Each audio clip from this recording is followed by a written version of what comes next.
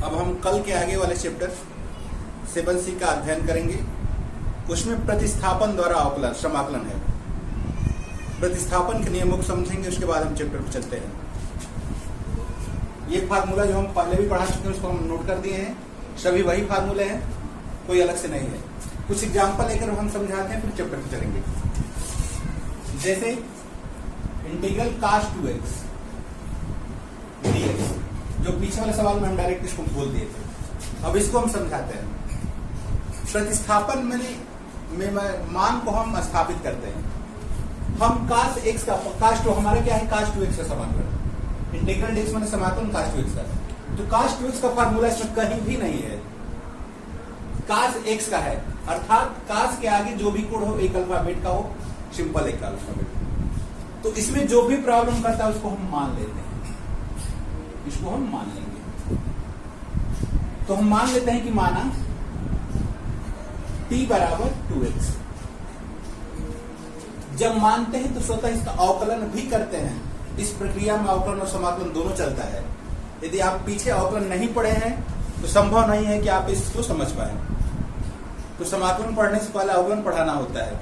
यदि आप अवकलन नहीं पढ़े हैं तो शायद ही आपको ये प्रतिस्थापन द्वारा अवकलन समाकलन समझ में आए। तो हम t बराबर मानते हैं तो उसका x के सापेक्ष अवकलन करते हैं, x के सापेक्ष अवकलन। तो dt अपॉन dx और 2x का अवकलन 1, या हम चाहें तो लिख सकते हैं क्रॉस गुणा करके कि 2dx बराबर dt लिख सकते हैं ना।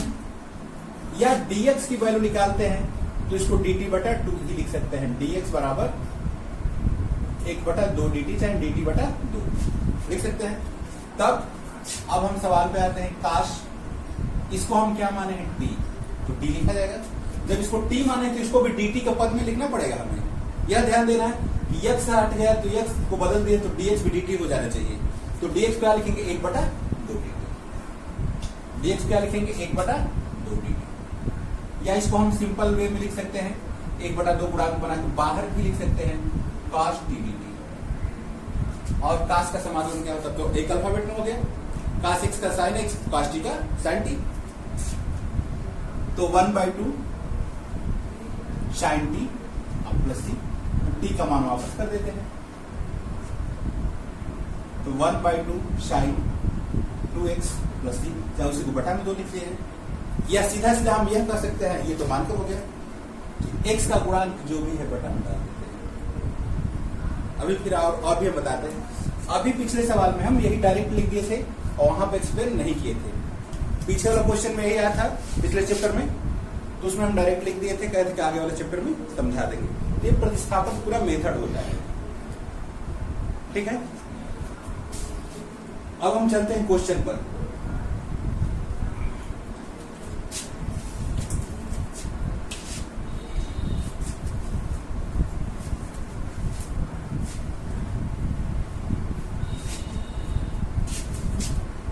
प्रश्नावली 7C है।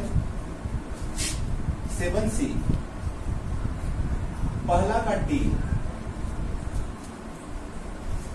कहा है कि निम्नलिखित फलनों का x के सापेक्ष समाकलन ज्ञात कीजिए। तो हम लिखते हैं कि 3 प्लस 4x का क्यूब dx। चाहे तो हम इसका विस्तार भी a प्लस बी के होल क्यूब से कर सकते हैं, या अब हम इसको डायरेक्ट प्रतिस्थापन द्वारा हल करते हैं। इस पूरे पर 3 घात है, होल पर 3 घात है, और घातांक हो तो पहला सूत्र है, घातांक हो तो किसी एक अल्फाबेट पर हो। घातांक हो तो किसी एक अल्फाबेट पर हो तो एक घात जोड़कर बटा में लिख देते हैं। तो हम पूरे को, इस पूरे को t मान लेते हैं। जो भी प्रॉब्लम क्रिएट करता है उसको हम t मान लेते हैं, 3 प्लस 4x। और जब मानेंगे तो अवकलन भी करेंगे, ध्यान रहे। dt अपॉन x के सापेक्ष अवकलन dt अपॉन dx, 3 का 0 हो जाएगा, 4x का 4, या dx का मान निकालेंगे तो 1 बटा 4 dt हो जाएगा। अभी बताए हैं, कुछ भी कोई घात हो, 3 घात हो चाहे 25 घात हो, ठीक है ना। तब अब हम इसको हम t माने हैं तो t लिखेंगे, और t पर 3 घात dx क्या लिखेंगे, 1/4 dt, 1/4 dt, 1/4 बाहर हो जाएगा, 1/4 t पर पावर t 3 dt। अब तो सिंपल सवाल हो गया, एक घात जोड़कर बटा में कुछ भी घात हो तो 1/4 और t पर 4/4 लिख सकते हैं, या इसको 1/16 लिख दिया जाए और t का मान वापस कर देते हैं। t का मान क्या है हमारा, 3 + 4x पर 4 घात और प्लस 3। ठीक है, ये प्रतिस्थापन द्वारा हो गया। फिर आगे देखते हैं हम दूसरा का देख लेते हैं। दूसरा का है, आप लोग स्क्रीनशॉट ले लीजिए, इसको हम मिटाकर अगला बताते हैं।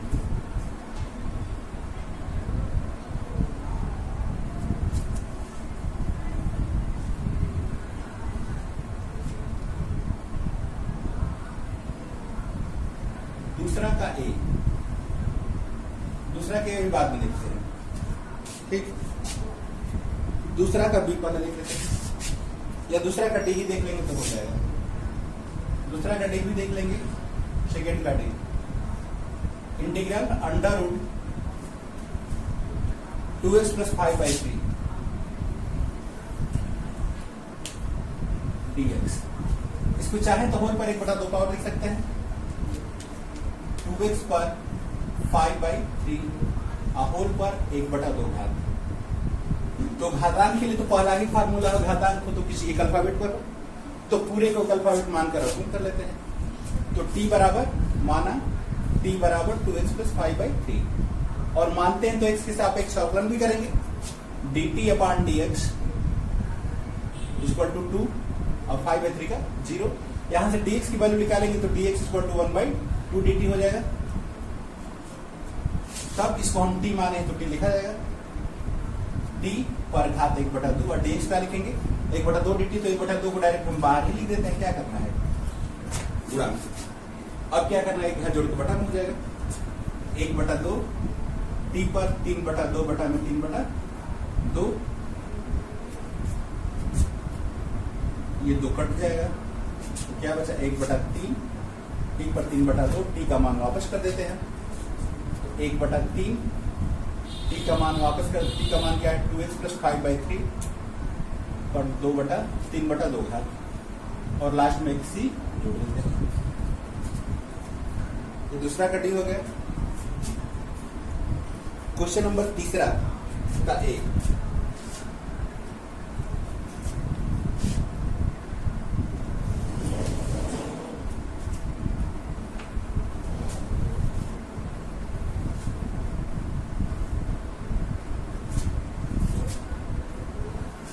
क्वेश्चन नंबर तीसरा का ए है, इंटीग्रेट 2x/1 + x² dx। अब इस टाइप का कोई फार्मूला इसमें नहीं है, देख लेते हैं, कोई फार्मूला इसमें का नहीं है। हम मान लेते हैं कि माना t = हर में जो दिया है इसको मान लेते हैं 1 + x², तो dt/dx बराबर 1 का 0 x पर का 2x, क्रॉस गुणा करेंगे तो 2x dx बराबर dt लिख सकते हैं, चाहे dx का मान निकालेंगे तो 1/2x dt हो जाएगा। ध्यान से देखते हैं यहाँ पर, तो अब इस पूरे को बटा में हम t माने, इस पूरे को t माने हैं, इन है, और 2x dx क्या लिखेंगे, dt। 2x dx हम क्या लिख सकते हैं, इसको पूरा हमारा क्या हो जाएगा, dt। dt को 1 dt भी लिख सकते हैं। 1/x का क्या होता है, 1/x dx का होता है कि log mod x + c, तो 1/t dt क्या होगा, log mod t होगा, तो log mod t + c, अब t का मान वापस कर देते हैं, तो log t का मान 1 + x² +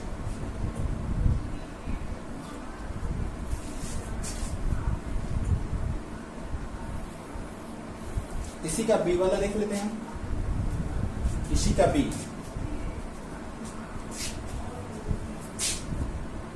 integral log x + c का होल वर्ग / x dx।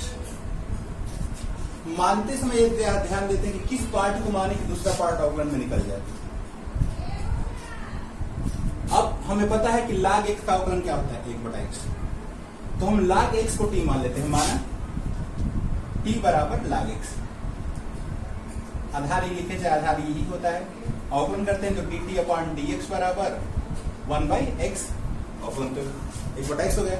चाहे तो हम ऐसे भी लिख सकते हैं, dx का ऊपर गुणा कर दिया जाए तो 1/x चाहे dx बटा x बराबर dt हो जाएगा।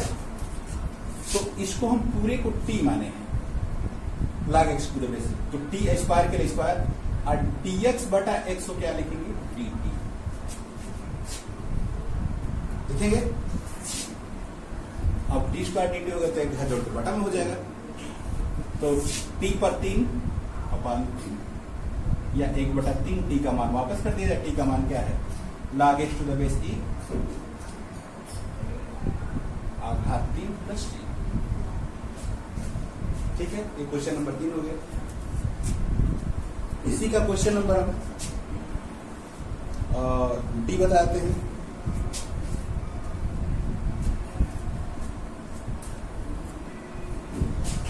क्वेश्चन नंबर डी देख लेते हैं।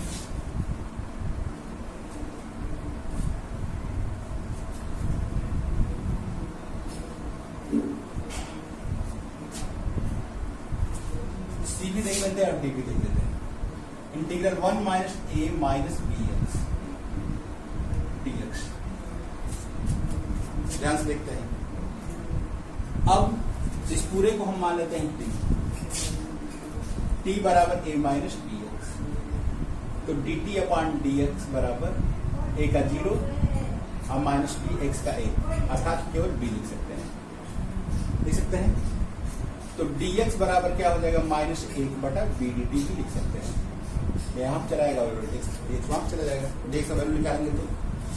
अब इसको हम 1 पूरे को हम t माने हैं, और dx क्या लिखेंगे, minus 1/b dt, minus 1/b dt, या अचर पद गुणांक बनाकर इसको हम डायरेक्ट बाहर भी लिख सकते हैं। तो यहीं से डायरेक्ट यहाँ पर माइनस 1/b को बाहर लिख देते हैं, 1/b dt पहले लिखा जाए चाहे बाद में लिखा जाए, या 1/t लिखा जाए चाहे हम सीधे सीधे dt/t लिखा जाए, 1/t ही लिखा जाए, 1/t dt। 1/x क्या होता है, log x, 1/t का log t, minus 1/b log t mod t, या माइनस 1/b log t का मान a minus bx plus c। D भी देख लेते हैं इसका।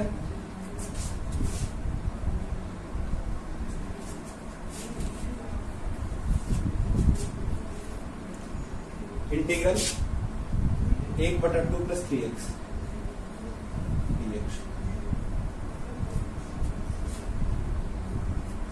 हम मान लेते हैं कि t बराबर 2 माइनस 2 प्लस 3x माना। अवकलन करते हैं तो dt अपॉन dx बराबर 2 का 0 और इसका 3, या dx का मान निकालते हैं तो 1/3 dt हो जाएगा क्रॉस गुणा करके। तब हम 1 इसको t माने हैं, और dx क्या लिखा है, 1/3 dt, तो 1/3 गुणांक बना के बाहर हो जाएगा dt, फिर 1/t का हो गया log t, 1/3 log t mod t, 1/3 log mod t का मान वापस करते हैं 2 प्लस 3x प्लस c। अब थोड़ा सा इसको हम डायरेक्ट भी देख सकते हैं कि डायरेक्ट क्या होगा। ठीक, तो हम चाहें तो डायरेक्ट इसको हल कर सकते हैं, जैसे a प्लस bx पर 3 घात है, डायरेक्ट देखते हैं, इसको हम डायरेक्ट देखते हैं इस सवाल को अलग से। तो 3 घात है, डायरेक्ट करेंगे, एक घात जोड़कर बटा में लिख दिया जाए, a प्लस bx पर 4 घात बटा में 4। और ध्यान देना है कि x का घात x पर 1, x माने x पर 1, x स्क्वायर अगर x क्यों नहीं, x का जो गुणांक है, x का गुणांक बटा में डाल देते हैं। x का गुणांक यहाँ पर क्या है, b, 1/b plus b direct हो गया। तो अभी हम क्या बताए थे, integral sin 2x sine 2x dx। तो साइन 2x का हम डायरेक्ट यदि करते हैं तो साइन का समाकलन क्या होता है? साइन का समाकलन माइनस का होता है, कोण तो वही रहेगा, कोण परिवर्तन नहीं होता है। तो साइन का माइनस कास, कोण तो वही रहेगा, 2x ही रहेगा। और x का गुणांक जो भी है, x का गुणांक 2 बटा में चला आएगा प्लस c। ठीक है, चाहे तो इसको हम t मानकर अवकलन करेंगे तो वही 1/2 बाहर आएगा। तो अब डायरेक्ट भी हम लिख सकते हैं।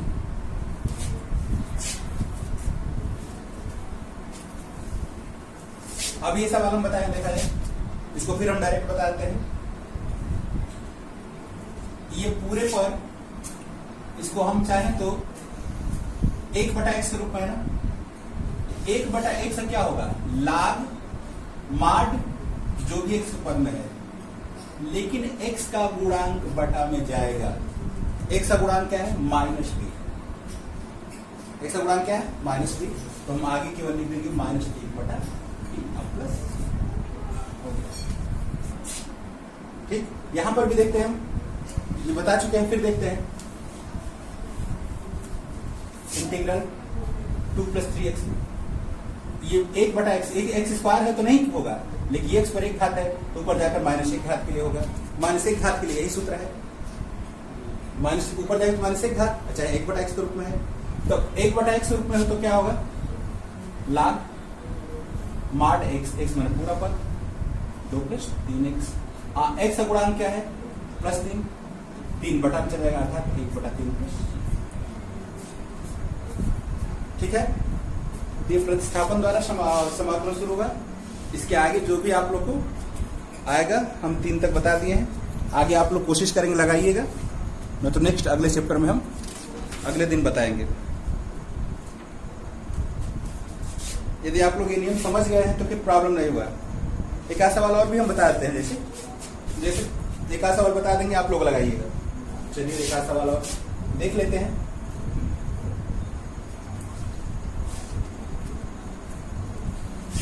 इसी का क्वेश्चन नंबर 4 है, इंटीग्रल साइन 3x dx है। अब तो हम डायरेक्ट भी लिख सकते हैं कि साइन का समाकलन क्या होता है? माइनस कास, कोण तो वही रहता है, तो माइनस कास 3x और x का गुणांक जो भी है बटा में आ जाएगा प्लस 3। चाहे तो मानकर भी कर सकते हैं, वही होगा।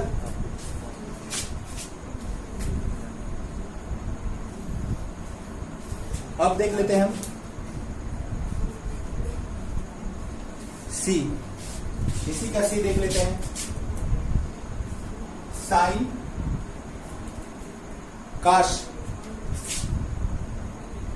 ब्रैकेट में 4x + 5 dx है। तो काश का समाकलन क्या होता है? साइन होता है, और कोण वही रहता है, कोण कभी नहीं बदलता है। तो काश का समाकलन साइन, और ये पूरा कोण है, कोण वही रहेगा। बस यही ध्यान देना कि x का गुणांक बटा में आएगा, x का गुणांक बटा में आएगा, 1/4 बटा में आएगा प्लस। ये हमारा आंसर है। ठीक है, कुछ क्वेश्चन हम बता दिए प्रतिस्थापन के नियम पर। अब आगे से इस क्वेश्चन को आप लोग लगाइएगा, फिर कल इसका शेष पार्ट जो बचा रहेगा उसको हम देख लेंगे, देखकर बता देंगे। और इसका आप लोग कॉपी पर नोट बनाते जाइए। रेगुलर चैप्टर देखना है तो चैनल को सब्सक्राइब कीजिए और बेल आइकन को प्रेस कीजिए, नोटिफिकेशन आपको मिलता रहेगा। चैनल जिनको पता नहीं, चैनल भी हमारा है कि ICM ऑनलाइन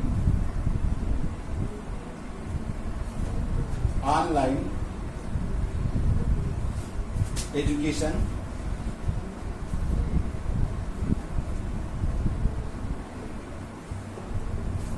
इसके बीच में स्पेस नहीं है, यहां पर स्पेस है, यहां पर इनके बीच में स्पेस नहीं है, यहां पर स्पेस है। और 2020 इस पे भी आप देख सकते हैं, YouTube पर हमारा वीडियो क्रमिक चैप्टर से मिलता रहेगा। आप लोग ध्यान से देखते रहिए, क्रम से हम चैप्टर पढ़ाकर आगे वीडियो डालते रहेंगे। लॉकडाउन में, चाहे इस कोरोना की महामारी में, आप लोग घर पर अध्ययन कीजिए जब तक स्थिति समान नहीं होती है। स्थिति समान होने के बाद जब क्लास चलने की संभावना हो जाएगी तो आप लोग सूचना देकर बता दिया जाएगा। तब तक के लिए धन्यवाद।